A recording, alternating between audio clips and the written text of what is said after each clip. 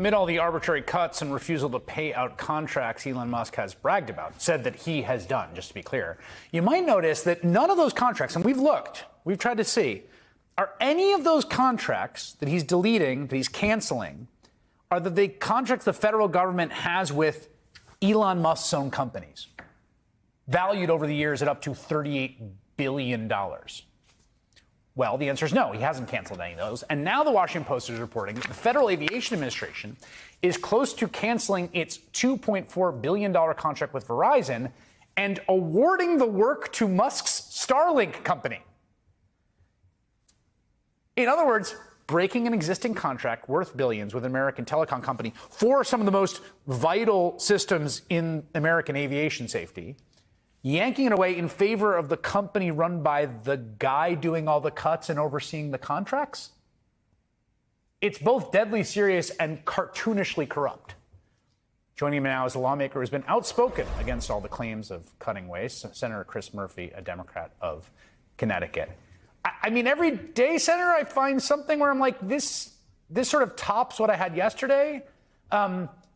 The history of American corruption and most corruption is the history of people giving themselves government contracts.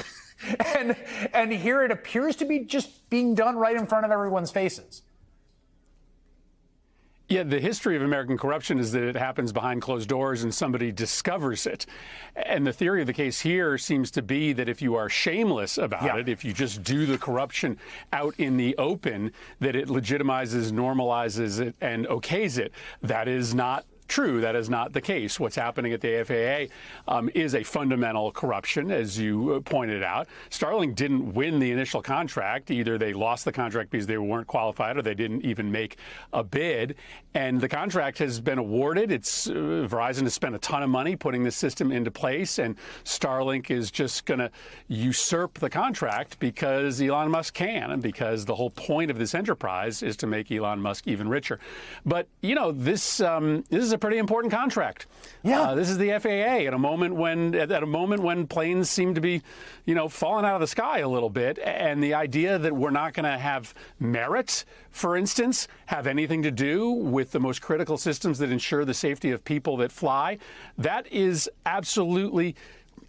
That's really scary. And so it's both corrupt and it's really dangerous. And I'm not sure that the American public are going to care that it's being done out in the open. They're going to still think that this is pretty miserable. Yeah, I want to ask you about your interactions with your constituents on some of this stuff. We're only 5 weeks in.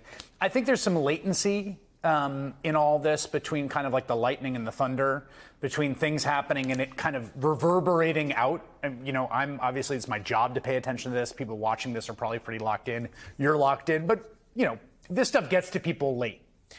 But today we had a new round of layoffs. Again, is this legal? I don't know. This is the National Oceanic Administration and the National Weather Service. Tons of people getting terminated there. Are these terminations rippling out such that you hear about them, not through us and not through the news, but from the folks that you represent? So I think people are more seized by the billionaire takeover of our government and the corruption. I think everybody out there is up for a slight reasonable downsizing of the federal bureaucracy. But what they don't want is for that bureaucracy to be monetized for a small handful of elites. So what Musk is doing at the FAA, once people understand it, is going to change the calculus in terms of what people think about the Trump presidency, just as it will when they learn that the people Musk is firing at places like the National Transportation Safety Board are the very people who are investigating Musk's companies. I think the firings and the layoffs more generally will be a bigger deal for the public when they see the impacts. Those meteorologists that are being laid off, they actually do an important job. What they're also doing is taking down some of the critical weather balloons that allow us to make forecasts. So the threat of cuts to Medicaid to fund President Trump's priorities loom large in communities around the country. That includes Kentucky, where the state depends on Medicaid funding to keep citizens covered and rural hospitals open. The The state is already feeling the effects of the federal funding freeze, and Kentucky's governor, Andy Beshear, says a cut to Medicaid would be devastating. And the governor joins us now. Mr. Governor, thank you again for being with us this morning. Let's talk about these potential cuts. Republicans have been denying that Medicaid's involved, but if you do the math, there's no way to do it without Medicaid being front and center. So talk to us about what that would mean for the citizens of your state, Republicans and Democrats alike. Well, thanks for having me on. These Medicaid cuts would be devastating, and they'd be devastating to the people we all love the most. The people we love the most in this world are our parents and our kids. 50% of Kentucky's kids get coverage through Medicaid. 70% of our long-term care costs for our seniors go through Medicaid. So what cuts would do would be to harm families that have children with complicated medical issues, harm the care that our seniors get in those important twilight years, and it would devastate rural health care. I mean, we thankfully have a strong group of rural hospitals throughout our state. And I can tell you, governing during the pandemic, they are the reason that so many people survived. But large cuts to Medicaid would close virtually all of them. And that would mean most of my people would have to drive 2+ hours just to see probably the same doctor who lost their job at a rural hospital and is now at an urban hospital. We should want our people to get healthier. We shouldn't gamble with the number of years that our people live, and cuts to Medicaid will harm all of America. Well, and that's what I don't understand, Governor. These cuts to Medicaid will harm rural America, red state America, more than urban America. If you look, you just talked about 50% of children in rural America get their health care from Medicaid.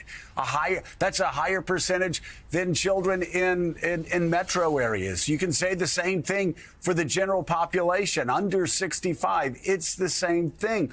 So I'm just curious, why is it that you have representatives from your own state and other states that seem to be voting against the best interest of their voters in those states? Because like you said, the tragedy is they can't, they're not in New York or L.A. They can't travel a short distance to go to a doctor. Sometimes when you shut down these hospitals in Kentucky or upstate New York or in Wisconsin or Michigan or central Pennsylvania, you're making people go 2 hours just to get primary care. Yeah, when you look at our federal delegation and so many others, it seems like people care more about being a good member of the National Republican Party than a good representative or senator from the Commonwealth of Kentucky or anywhere else. That's when I took this job, I didn't take an oath to be the best Democratic governor I could be. I took an oath to be the best governor for my people that I could be. And this policy is going to harm so many. When I think about the things that matter most to the American people, it's going to impact all of them. They care about their job and whether they make enough to support their family. If they've got to go 2 hours and take off 2 days of their job just for a regular appointment, it's going to hurt. They care about that next doctor's appointment for themselves, their parents, or their kids. It's not just getting themselves to an appointment, but the pediatric appointments, the seniors. They care about safety in their community. Well, if your ambulance drive to a level 1 trauma center is an hour plus, then not as many people are going to make it. This hits Americans where we want security the most, and it's mean. And it's cruel. I mean, not having a doctor in a community is demeaning to that community. And it's the federal government saying we don't care. So my hope is that Congress will start doing its job, realize that it is a separate branch of government, and put the people first. Because let me tell you, severe cuts in Medicaid are going to make people speak out. Adrian. Governor, great to see you this morning. Question on this. You are a blue state. You are a Democratic governor representing a red state. Tell me how you think Democrats can, really draw this contrast here. I mean, there's obviously a lot of people in your state who voted for Donald Trump. They're probably not even thinking about the politics when Medicaid is cut. but how can Democrats actually help draw this contrast, both, Democrats in your state and nationally, to really, I don't want to say we're trying to score political points here, but I think it is important that we actually draw a contrast as Democrats and make it very clear where we stand, and the fact that we want to keep these programs intact when you see somebody like Donald Trump and the MAGA Republicans who are willing to do anything to basically save a buck here and there in government. Well, what Democrats have to do is to stay focused. I think Donald Trump is currently president because the last group of movable voters were convinced that his opponent was distracted by culture war issues and he would do more to lower prices. Well, guess what? This president is obsessed with culture war issues, and he is gambling prices in the American economy in potential trade wars for non-economic means. So if Democrats will stay focused on those things that matter most to the American people, and that's your job and whether you make enough to support your family, that next doctor's appointment and how far you have to drive to get there, whether you feel safe in your community, the school that you're going to drop your kids off at, and the roads and bridges you travel every day, that common ground, common sense for the American people, for working people, is right there. Trump is again. I love this. I love that we're crushing him and Elon. And the point about crushing him and Elon is we need to get them to fight. There's been reports that tensions are building. I've seen some of you in the comments, and I trust you guys a lot, saying that, what's very clearly happening here, and I think this is a great argument, that Trump is using Elon as a human shield, in a sense, to do things that Trump wants to do because he's a right-wing capitalist, like right-wing, far-right guy, but he knows it's unpopular, so he gets Elon to do the unpopular things, or makes Elon the face of the unpopular things. If the things work in some cases, although right now none of them are working, if it works, Trump's going to jump in and take the credit. But if it doesn't, write in the comments what's going to happen, guys. Tick-tock, tick-tock, tick-tock, ding! He is going to blame Elon and put his head on a pike. Like, that's what's going to happen. It's what's always happened in Trump land. Get your person to do something controversial and risky. If it works, you take the credit. If it doesn't, they just got you coffee. Yeah, Elon Musk, I don't know, he was maybe here sometimes. He got me coffee a few times. Whatever, right? This is awesome. We need Democrats tearing in to the Elon-Trump friendship.